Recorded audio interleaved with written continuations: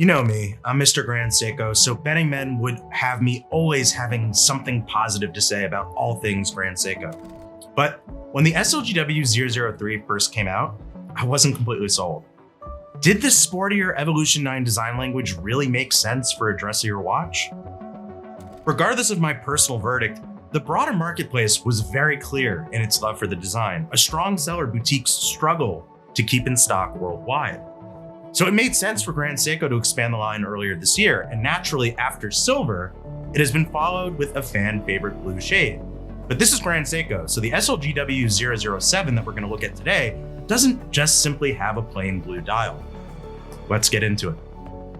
While some brands have, soda-themed nicknames completely unrelated to the brand, Grand Seiko gets out ahead of it all, assigning nature-inspired nicknames that correlate to the nature-inspired dials. The SLGW007 presents the same birch bark pattern found on the SLGW003, a horizontal twist on the birch dials found in the 40mm cases, but finds itself with a dark blue hue dubbed Moonlit Blue.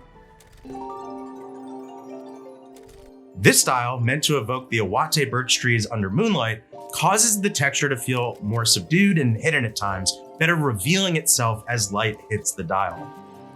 In this more dressy take on a blue birch watch, in the same manner the case has been refined to have smaller proportions, the dial elements have as well. The excellently finished hands and faceted applied indices have been subtly thinned, a bit more narrow in design and befitting of a dressier watch. Nonetheless, they remain equally faceted and well finished, creating the light and shadow play all Grand Seiko designs require. And though the dial is luminous, the light play created by the finishing of the hands and indices makes each of these elements more discernible to the eye, so it serves a functional purpose as well.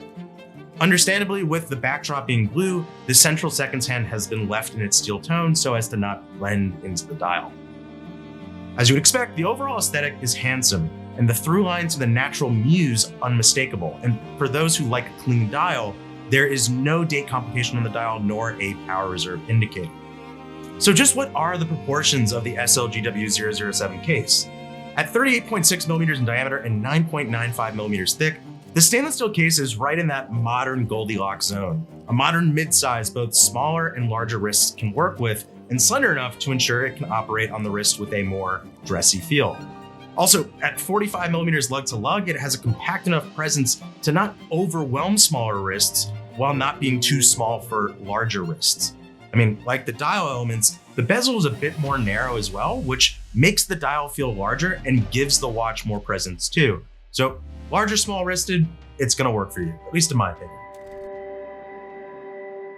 The trade-off of this more compact Evolution 9 case compared to, say, the 40mm variant you would see with Grand Seiko icons like the SLGH005 White Birch is that it's 30 meters water resistant instead of 100 meters.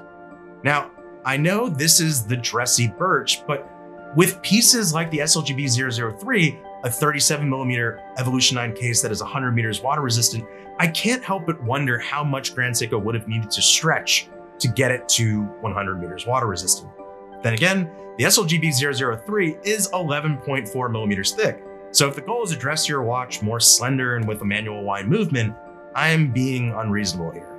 Better for this one to be as thin as possible. As I just mentioned, a manually wound in-house caliber drives this watch, a significant reason why it's more slender. This 9SA4 caliber has become one of the most beloved Grand Seiko movements, a huge attraction point for this SLGW007 and the SLGW002 and SLGW003 that preceded it. It's based upon the innovative and highly advanced 9SA5 automatic movement, but it's anything but the 9SA5 and its winding rotor just simply removed. Around 40% of the caliber was reworked and largely to completely refine the winding experience of the watch. As a watch that must be manually wound, Grand Seiko really wanted to elevate the tactile sensation owners will feel as they wind it. A big part of this experience is the refined click introduced in this 9SA4 movement, and it wouldn't be Grand Seiko if there wasn't a sense of nature inspired. The click is actually shaped like a wagtail, a bird symbolic of Morioka near Grand Seiko Studio Shizukuishi, where each watch is crafted. This creates not only a very satisfying click feel with each turn, but also a click sound that is top-notch for a manual wind watch experience.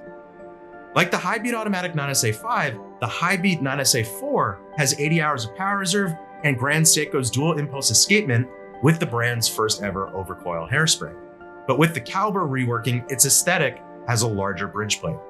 This creates the real estate for the reverse side power reserve indicator that lets you know when the watch needs to be wound. The edges of the bridges and the full balance bridge hosting the escapement are diamond cut, bringing an elevated feel to its bevels. The main plate is decorated with perlage, and the top of the bridges are striped, really giving it that traditional sense of finish on the caliber.